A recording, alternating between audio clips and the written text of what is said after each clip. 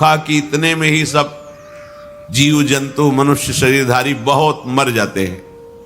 भयंकर सूखा, गर्म वायु, तपती हुई, बचना मुश्किल है। उसी के घर्षण से दावानल बड़े बड़े वनों में आग लग जाती है। पानी बूंद नहीं, न तालाब में, न कुआं में, न सरोवर में, न सरिता में, सब उष्ण ताप से सूख जाता है। बिना पानी के, बिना अन्न के तड़प तड़प करके जीव मरते हैं।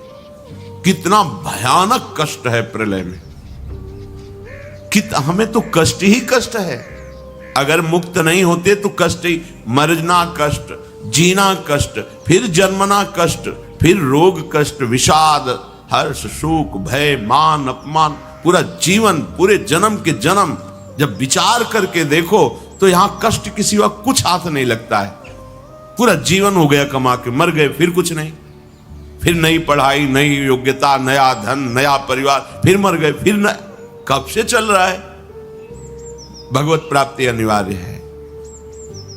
अगर ये सुनकर के तुम्हें भय नहीं लग रहा तो भगवान की माया ने विशेष जकड़ रखा है। कहां हम जाएं? एक ही जगह है, भगवान की शरण। हमारी कितनी दुर्गति है, हम सोच नहीं पा रहे। कब मर जाए कोई पता नहीं। कोई हमारा मित्र है, पता नहीं। हम जिसे मित्र समझते हैं वो धोखा दे रहा है, वो शत्रुता का कार्य कर रहा है। जिसे हम सगे संबंधी वो सब स्वार्थ में। कौन है मेरा, क्या है मेरा? विचार करोगे तो अभी भयभीत हो जाओगे। और भयभीत होना मंगल है, क्योंकि जो शभीत आवा शरणाई, रखियो ताहि प्राण की नाई। यदि भयभीत होकर भगवान की शरण में चले जाओ तो भगवान जैसे अपने प्राण बहुत दुलारे होते हैं, ऐसे शरणागत का दुलार श्री भगवान करते हैं। एकमात्र हमारे बचने का उपाय भगवान के वचन से समझ लीजिए। वो कह रहे मामेव ए प्रपद्यन्ते माया में ताम तरन्ति। केवल मेरी शरण हो जाओगे तो मैं बचा लूंगा, नहीं तो इस भव समुद्र से बचना बहुत कठिन है। बड़ा दुखदाई है, अभी समझ में नहीं आ रहा, बड़ा दुखदाई है।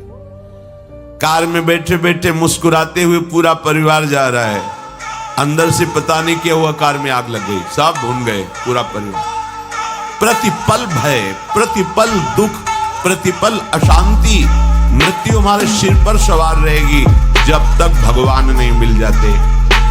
यही अवसर है, मनुष्य जन्म में आप भगवान को प्राप्त कर सकते हो। इस छोटी सी आयु में, छोटे समय में, बिना प्रयत्न के भगवान की प्राप्ति आपको हो जाएगी यदि शरणागत हो जाओ, हृदय से शरणागत हो जाओ।